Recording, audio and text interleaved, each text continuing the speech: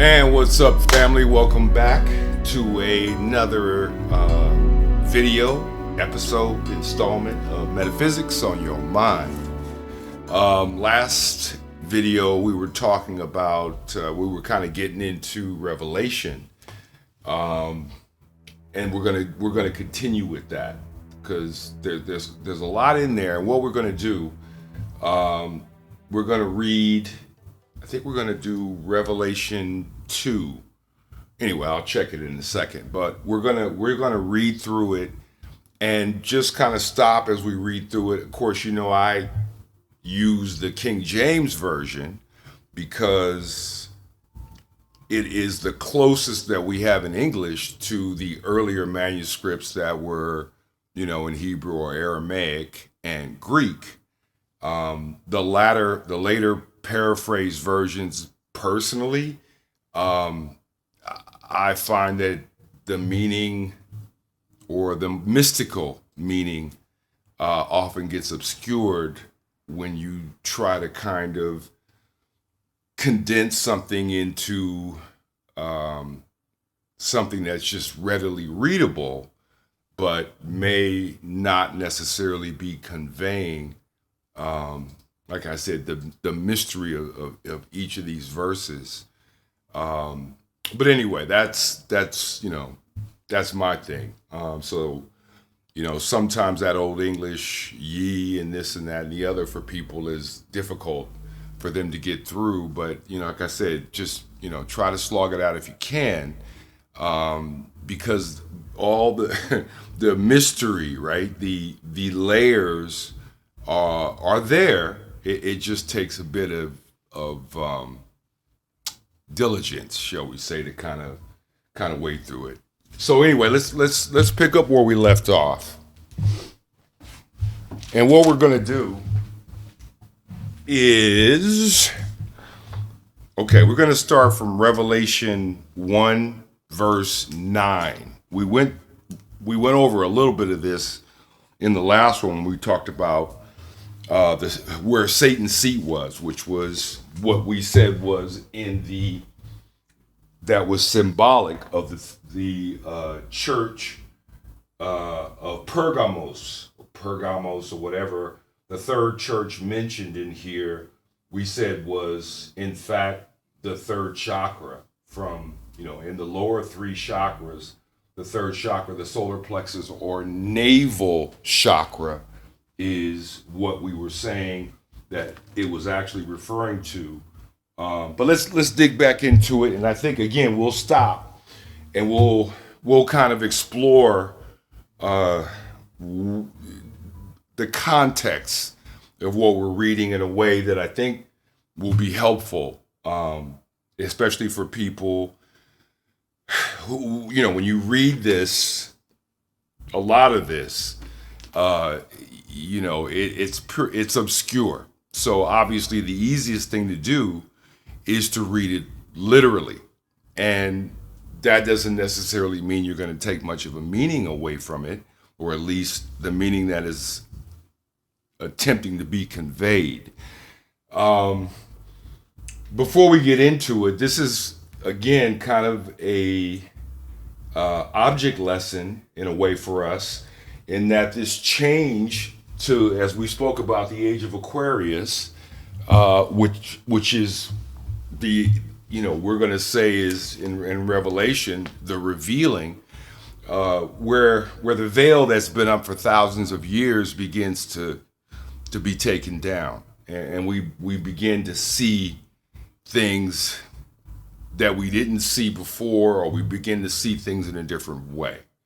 Okay, so probably a good way to look at reading Revelation is, again, with the inner eye, right? With the third eye, because if you read it literally, and we'll kind of go through there and show that it's not really going to make a lot of sense if you read it literally, even though, many people are, shall we say, have been put on that road of like, okay, well, it's a literal meaning, and But anyway, let's move through this. So this is Revelation 1:9. And again, this is the character John. And we're going to start with verse 9.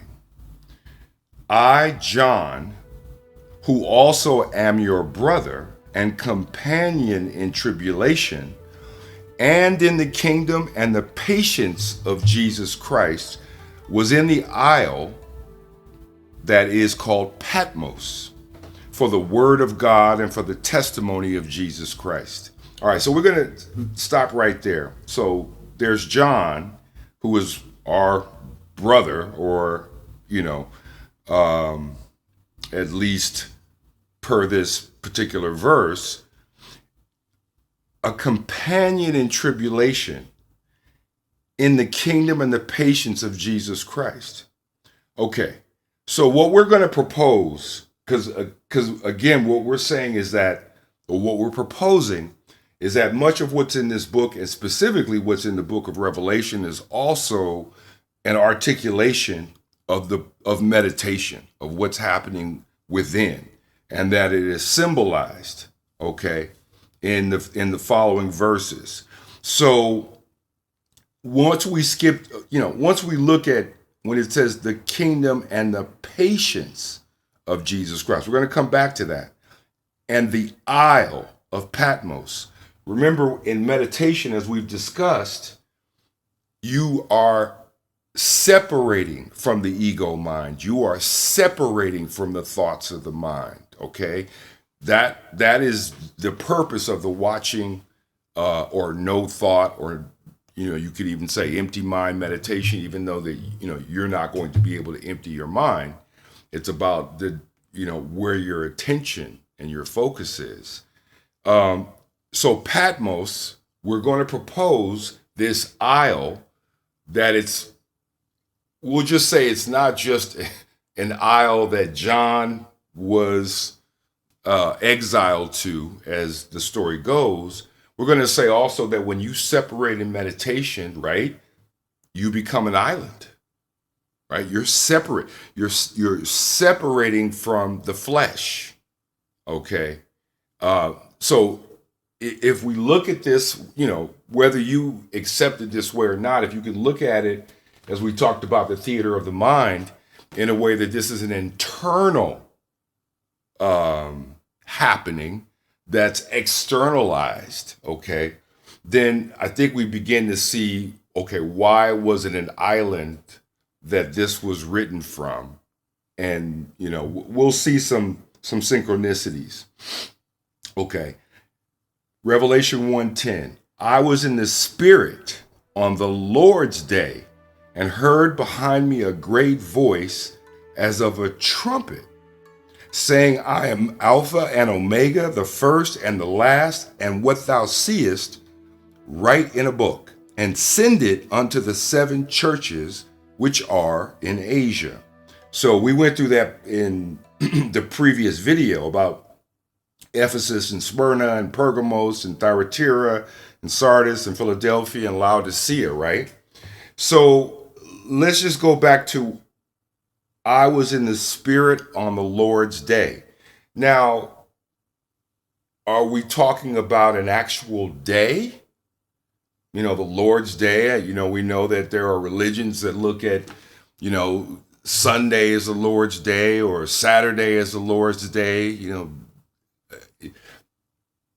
The point is the Lord's day, and he's saying that he was in the Spirit. Okay.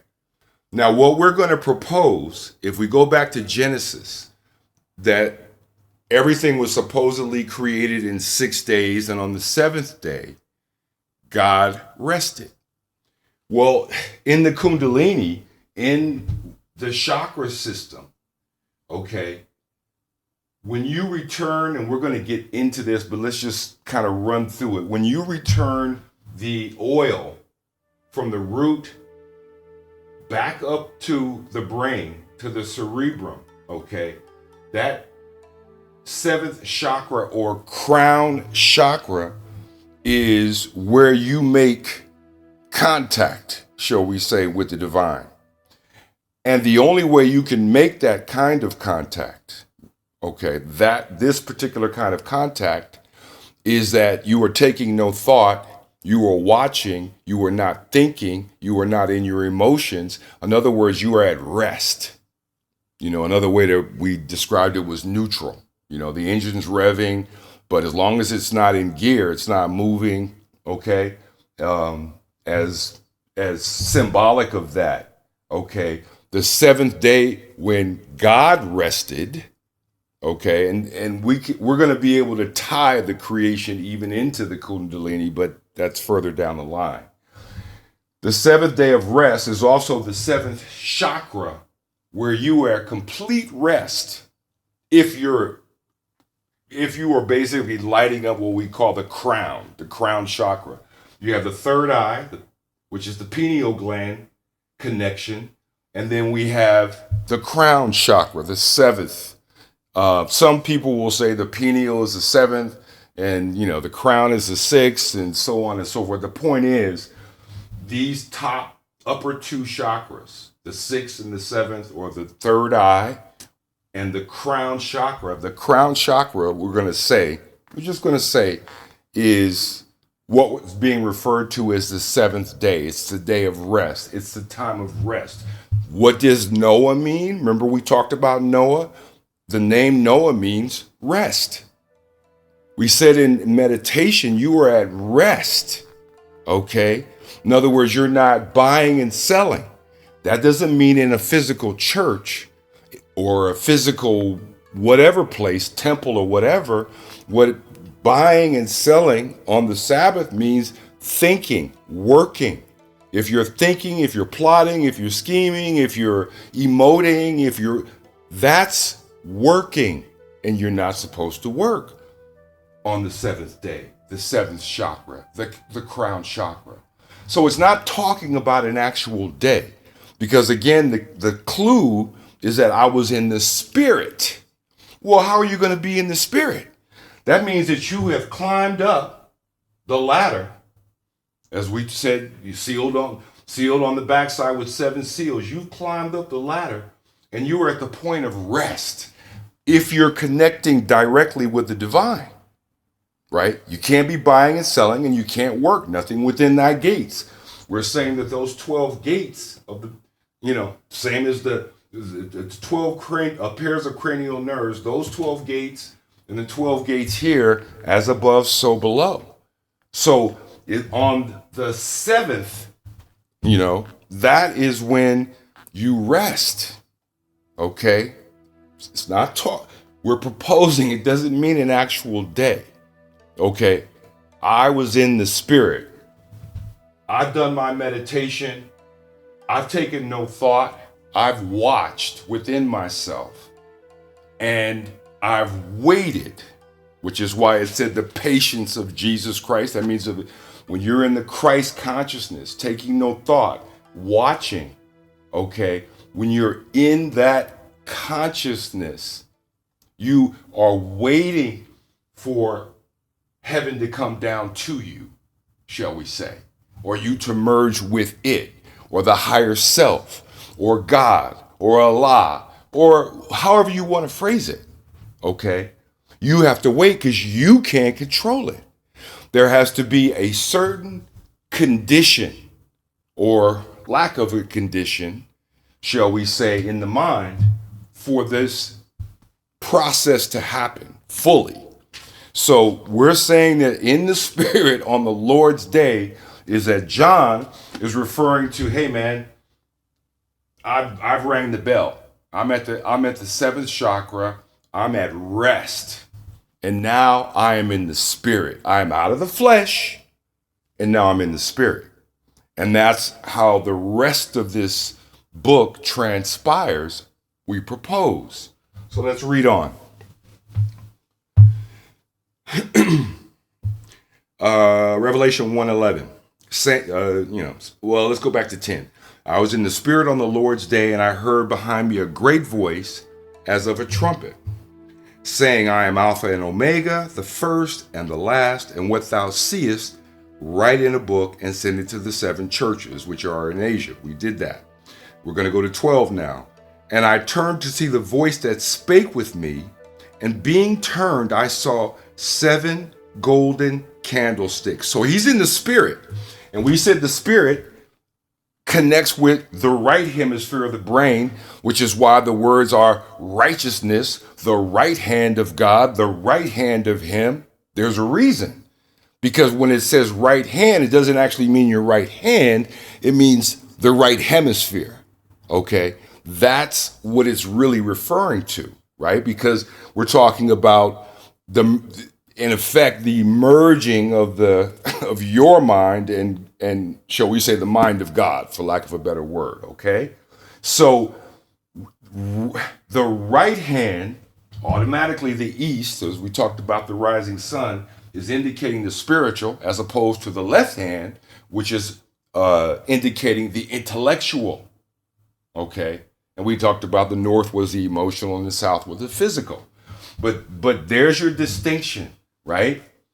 The right hand of him is talking about that activity that emanates from the right hemisphere, what we would call the creative or spiritual or holistic portion of the brain.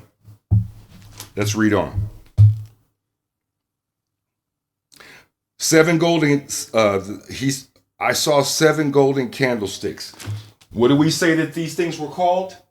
The 7 chakras, the 7 churches, the 7 seals, the 7 candlesticks. That was all one and the same? Keep that in mind. Let's read on.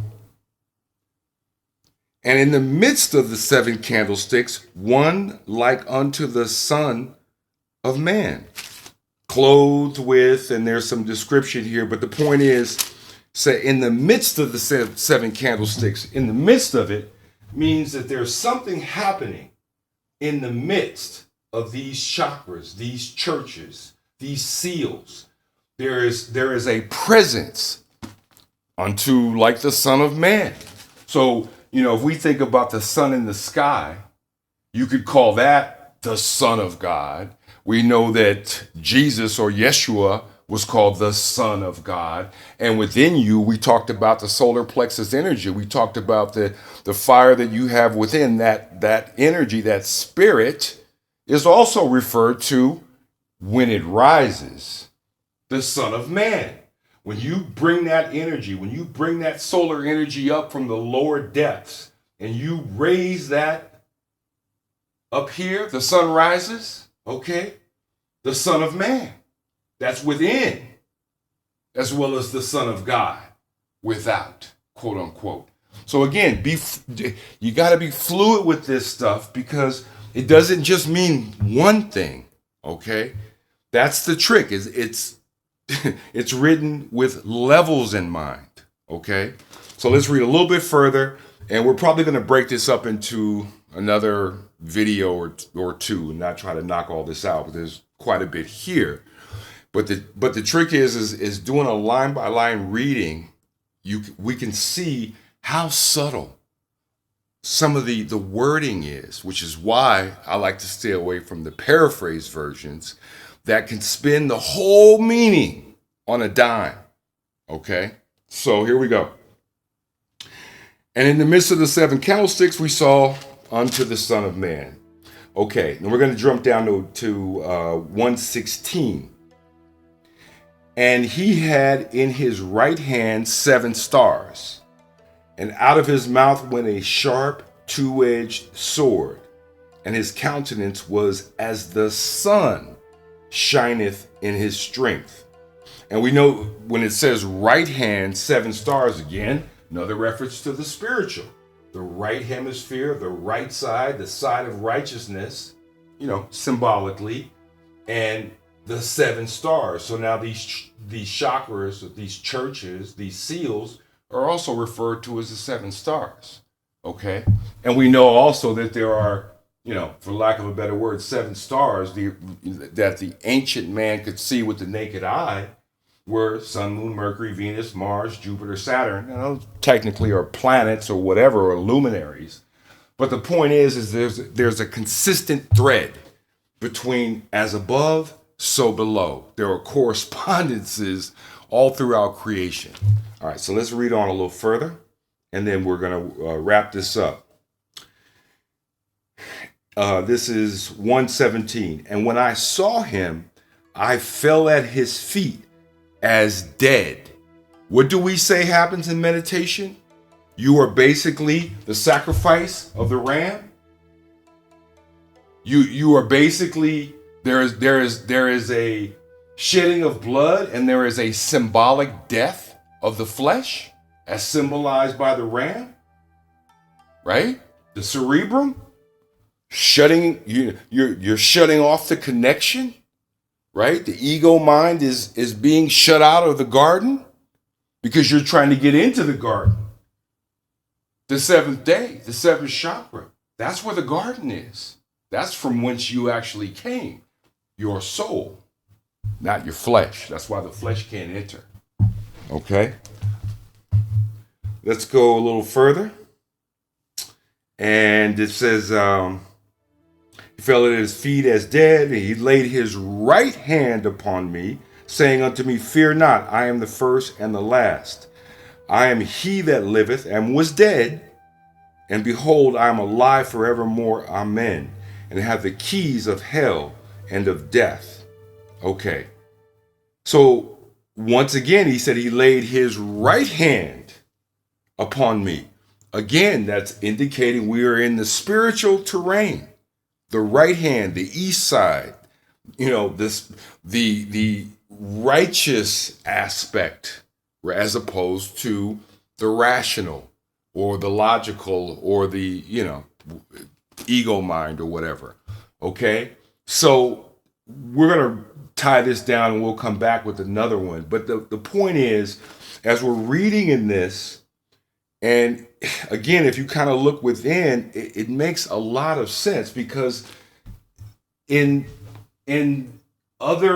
are other religions of the East that know of them as chakras, and in the West, they're known as the churches, the candlesticks. You have to remember that there are many symbols used to indicate the same thing, right? That's why if you read it literally, you'll get turned around and you'll end up all over the place looking for 7 candlesticks here and 7 spirits of God there and 7 over here. It's the same thing, okay? But the story, the telling, the allegory, right? The metaphor, the parable, that's where the flavor is. That's where, if you follow it literally, you will get turned around. It even tells you there's a veil on here. We just read that about even to this day when Moses is read, the Old Testament, the first 5 books. It's saying there's a veil. You're not going to be able to understand that thing reading it literally. There's so much mysticism in it. But it says that in Jesus Christ, meaning it's not just Jesus Christ, but for this book, the Christ consciousness is really what it's referring to. The Atum consciousness of ancient Kemet, the consciousness of Krishna, the consciousness of Buddha, that which is basically saying the virgin mind. Okay, to be born again means to be born of a virgin. It's not talking about being born again literally. You can't. It's talking about being born again of the virgin mind. Virgo. Being born again means that, like a child, you wipe away all the preconditions that you've picked up. All the ways of thinking and the erroneous ways of believing and the this and the that. You get rid of all that stuff. You become like a child again. That's why it's saying being born again. So that basically you open yourself up to a new imprint. And in the case of, prayer or meditation, you're opening up yourself up to the Most High. Because remember, you have the power of choice. It's not going to be done against your will. Okay? It's not going to be dropped in your lap. It requires you to grasp it, but it requires you to grasp it by surrendering. We'll end it here. We'll pick it up in the next video. Thank you.